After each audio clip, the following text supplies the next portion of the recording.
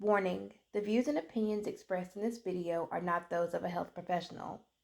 Please make sure to consult your physician before beginning a new health regimen. Welcome back, y'all. Welcome back, y'all. Welcome biggity back, y'all. Hey, y'all.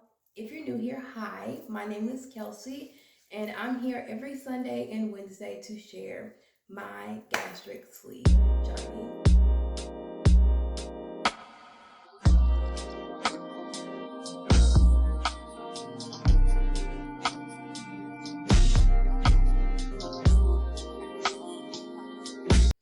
It's my hope that through these videos, you are able to find the answers to some of the questions you've been looking for, or it will make the path to choosing surgical weight loss a little bit easier. Hey, you guys, today is Sunday, March the 7th, and I know I missed my Wednesday weigh-in. We'll get into that a little bit further in the video. I hope you guys are having a wonderful week. I'm okay. Today is Sunday.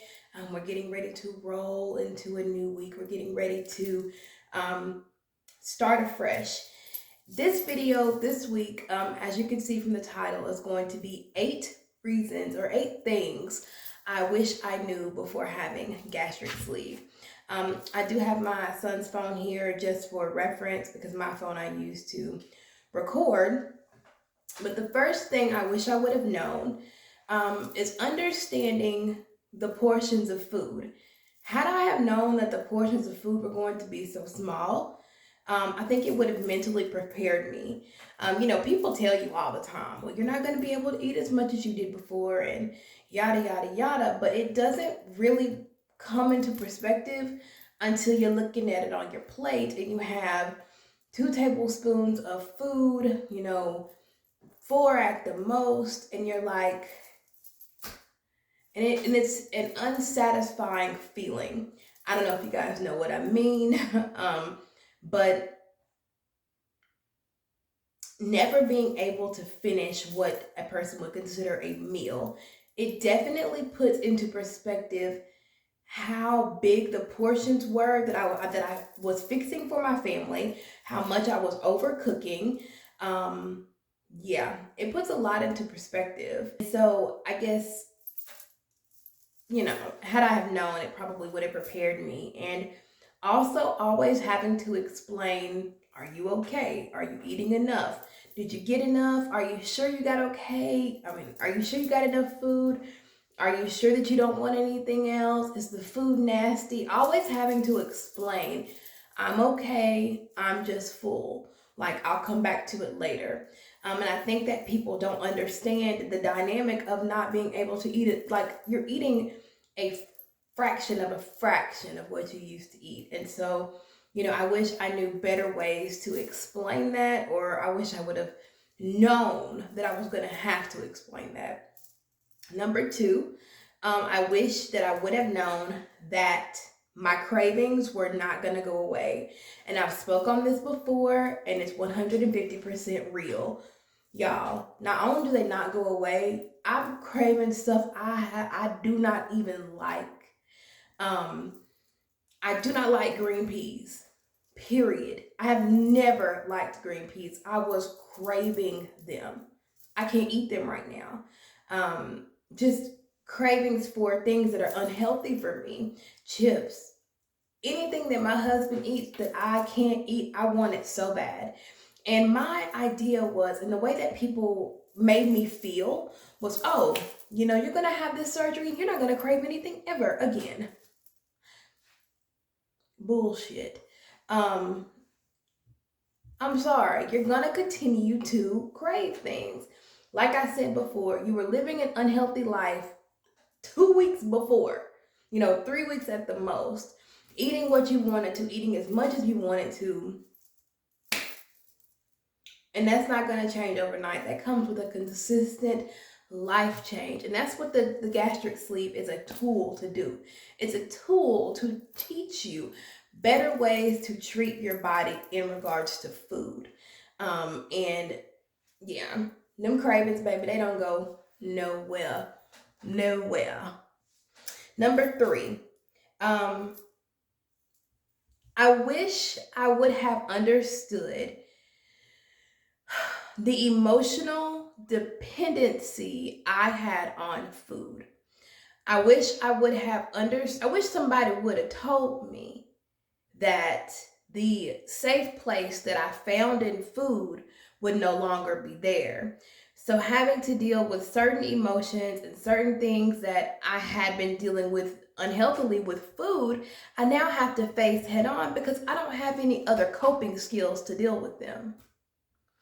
So there's a lot of things that kind of just float around out here that you don't have any way to deal with.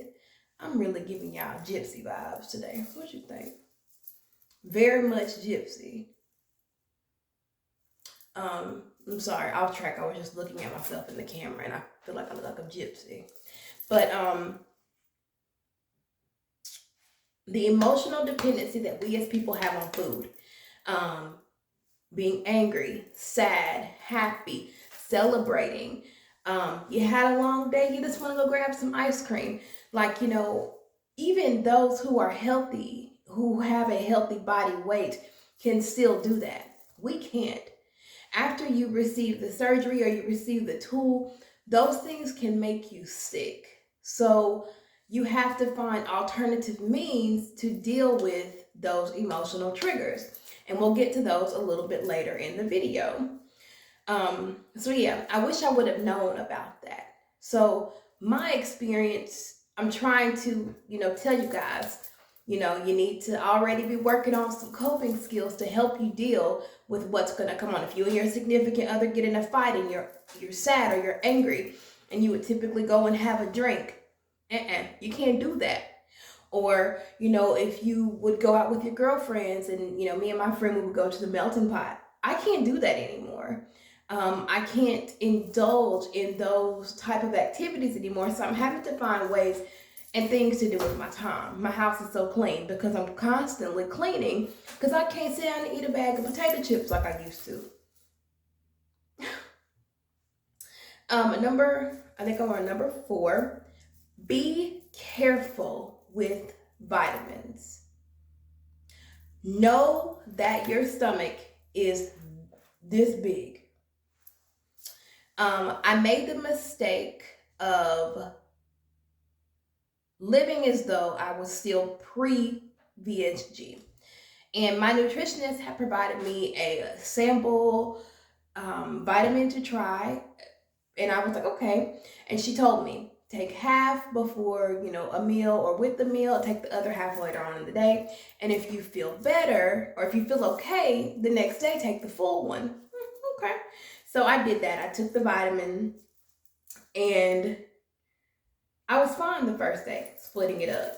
So the next day at work, I was like, okay, well, it's 12 o'clock. I haven't taken my vitamin and it's a 1-a-day vitamin. It has everything you need in that one vitamin. So it's strong. So I took it at one time. It was at this moment that he knew. He fucked up. When I say 30 minutes from that moment, I was hightailing it to the bathroom at work because I was about to blow. And I did. Understand that your body is different. You can't do what you used to do. You can't, y'all, my eye. You can't wait all day to eat and then throw in a vitamin, throw back a little bit of water, and then throw in a little bit of food because you're going to be sick. And that's what happened to me. Be careful. Take your time. Get to know your body. And if you have to break up a supplement or if you're taking a vitamin, you need to break that sucker up in 4 pieces, it doesn't matter. Take the time to get to know your body again because this is a whole new body. You've been given a whole new life. A whole new life, a whole new chance to, live. Number 5. I did not know this. As many VSG, gastric sleeve, gastric surgery groups that I am in, I did not know this. My surgeon didn't tell me, nobody. What do I have on here? For at least 3 months, count them, 1, 2, 3, you're going to have to sleep in a sitting or an upright position. What? Who? And I have a husband. So for the first 2 weeks, I was, he was fine. He was very accommodating. He understood. He didn't mind sleeping on the couch. The fourth, the fifth, this week, oh, he was over it. So he ended up going ahead and ordering an additional bed for him to sleep in his room, because in the master room, we have the bed that lifts up and down, thank God. And the reason that you're sleeping that way is to prevent gastric, juices and your reflux from spiking. Because I noticed that on nights that I would, try to accommodate him, I would end up waking up feeling like the devil himself had slid down my esophagus and was just sitting there kicking it. And when I say some of the worst heartburn in life, this is a bonus Jonas. The heartburn is bad too. I've never had heartburn. As unhealthy as my lifestyle was, as the horrible things I would put into my body, 4 or 5 slices of pizza, I would never have heartburn. Never. Never had heartburn. I eat a few tablespoons of cottage cheese before bed, and I wake up and I feel like I'm being throat kicked by Satan. So yes, you have to sleep sitting up. And if you have a partner, either make them aware of this and be ready to be uncomfortable. Sleeping upright is not fun. But I wish I would have known that, because I wasn't prepared for that. It's not bad. I'm hoping that here soon I'll be able to lay back down and my husband can come back in my room with me. Number 6, you are going to go through phases of, why did I do this? I can't eat what I want to eat. I have all of these unresolved emotions and things that I can't deal with the way that I was dealing with. I'm uncomfortable. I feel hungry, but I'm not hungry. I don't feel like I'm that fun friend anymore. I feel alone in this. Nobody understands me. Why did I do this? And that's a natural thing. You're gonna go through that time of not understanding what it is or why you did this or what made you feel like you needed to do it. But you have to remember, this is just the beginning of a story that will last a lifetime. This is a tool that will change the quality of your life. And I'm not just speaking to you, I am speaking to me, because this past week has been hell for me emotionally. And we're don't worry, number 8, we will be on that one. So just remember your why for doing gastric surgery. For who? For who? For you. For you, for your life, for the longevity, for the health benefits that come from it. Number 7, you're gonna have stinky breath. What it spell? Your breath stinks so bad. Beat your I didn't know this, and I do remember when I would do keto, my breath would be absolutely horrid. Like, I just sit around and eat trash. And so I would say about a weekend, I would be like, that's me. My breath stank. And I couldn't understand what was really going on. And so I did a little bit of research, and because the levels and everything are off in our body, we're not eating as much as we used to.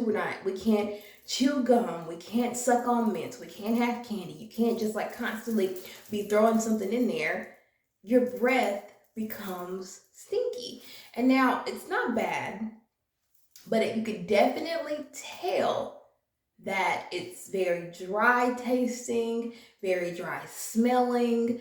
I don't know if you guys know what I mean by, if you've ever talked to someone who has a dry mouth, their breath is kind of stinky. My The biggest thing that's helped me is going to be carrying around a little bottle of mouthwash, having a travel toothbrush with me. There's also, they're not mints, but they just dissolve. And that's just to help if I'm going to be close to any of my coworkers. I don't want to be that person that has stinky breath, but it's going to happen. And I don't know if you guys have experienced this, but in keto, you have stinky mouth. Sometimes your girl down there, she don't be smelling too fresh either. And that's just with keto. Now, I haven't experienced the nether region part with this, but the breath, most definitely. And I have found that the more that I hydrate, the less problems I have. So I haven't had any major issues with that here recently, but I still keep my little care kit with me. Let me show that to you, actually. Okay, so I'm back with my little bag. This is just a little makeup bag, and I just fill it with the things I need and pop it in my purse. So what I have in here, of course, I have a tongue scraper. You can get these at Walmart. You know, you can clean your tongue with those. The tongue is one of the main causes of bad breath. A toothbrush. I don't go and buy the mini things of toothpaste because we shop at Sam's, and so we have 10, so it fits in here, so I just carry it with me. I have a little miniature bottle of Crest mouthwash, or this is Fuel Scope. I'll take these with me. You can get these at the Dollar Tree, Walmart in the travel section, you know, any kind that you want. And last but not least, I found these little gems with my friend when we were kind of like out shopping one day, and these are the Listerine Ready tabs, and they're medical grade, and they're just little, it says to chew to activate the tablet. You guys can't see that. Chew to activate the tablet, swish around your mouth, and swallow and go. When I say these things, honey, it feel like, I don't know if y'all remember those Halls commercials where the person's face would just be frozen.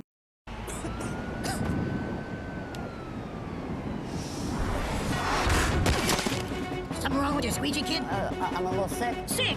You gonna let a sore throat beat you? You're fearless. This billing is tough, but it's never seen the likes of you before. Are you going to be a champ or a chump? The champ. Show me.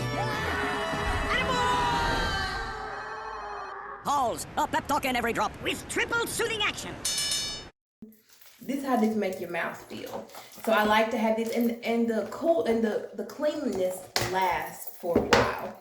So I feel like this is a good little idea. I mean, even if you don't want to have anything this big, you can do smaller. Pop it in your purse. I don't know if they sell these in stores anymore. We lucked up on these. We got these for $1. No, come on. $1.89 at Ollie's. I don't know if you guys have Ollie's where you are. It's basically like a little bargain store. But yes, you will have stinky breath, but you just have to do what you can to combat it.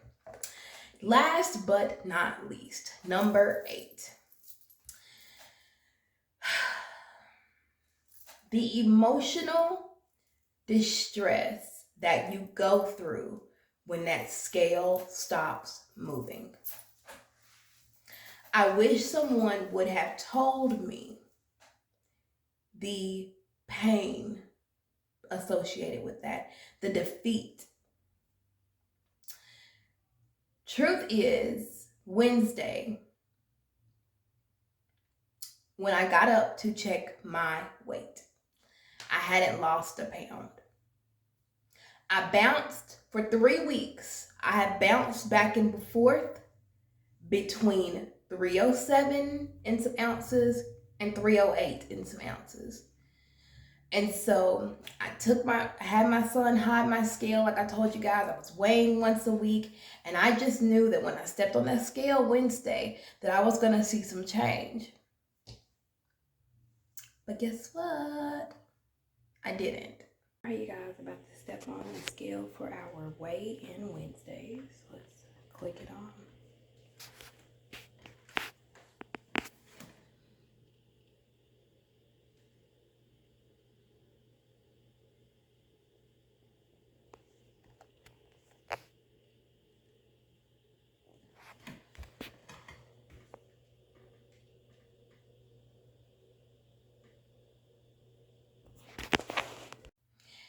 And that just really physically made me sick. I've never felt like that before in my life. Or I may have felt like that, but I had ways to deal with it. Food. And I felt so defeated. And I did not want to get on camera in front of you guys and be like, hey, I haven't lost any pounds. But I felt defeated. I felt embarrassed. I felt like I had done something wrong. And even though I had done my research, talked to my nutritionist, I've talked to people in forums and my friends who have had the surgery, and they tell me, Kelsey, this is normal. It didn't feel normal. And I was really worried about coming and getting on the camera in front of you guys and showing you guys that. And I just didn't want to show that. So I talked to my husband about it, and he really put it into perspective for me. And I think I've mentioned this before. He says to me, Kelsey, in 1 month, 30 calendar days, you have lost 25 pounds. 24 and some ounces. He was like, what more do you want? Your body is doing what it's supposed to do. You're doing what you're supposed to do. You cannot lose 50 pounds in a month. Y'all, I don't know why I was so upset. And I just know that I had no way of adequately dealing with those feelings. And I think this is where the psychological issue comes in. Maybe, I need to consider some sort of psychological therapy to go along with my weight loss journey, because there are so many things that are unresolved, are left unresolved, at least at this stage. And I don't want to feel that way again. So I made a vow to myself that even if I don't lose a pound, or even if I feel defeated, I'm still going to come on and weigh, because this is my story. This is my life. I am grabbing it by the reins, and I am making the choice to change my life. And that starts with changing my thinking. And me choosing to not get on camera because I hadn't lost any weight, that was a thinking error.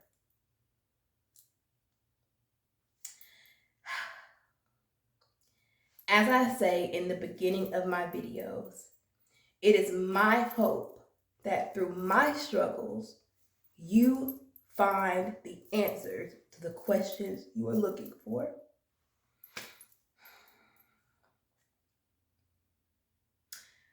I am so thankful for each and every one of you who reach out to me, who check on me, who talk to me, who ask me questions, who tell me thank you for sharing my journey. The real thanks is to you guys for being there for me, for being there with me, for talking to me. I love each and every one of you. We've come to the time in the video where I leave you guys with my positive quote for the week. And that quote for the week, the positivity quote for this week, comes from Mr. Nelson Mandela. And I feel like it resonated with me very, very, very heavy. And that quote is, "It always seems impossible until it's done." Your journey may seem impossible. Losing the weight may seem impossible until you do it. I love each and every one of you guys. And what? 10K. See you next week. Bye. One more thing. I did want to let you guys know I did another weigh-in today to make up for the one from Wednesday. So I'm going to insert that here. All right, you guys, today is Sunday, March the 3rd, and I am doing a weigh-in video for this week. I missed the one for Wednesday, so let's see how this goes.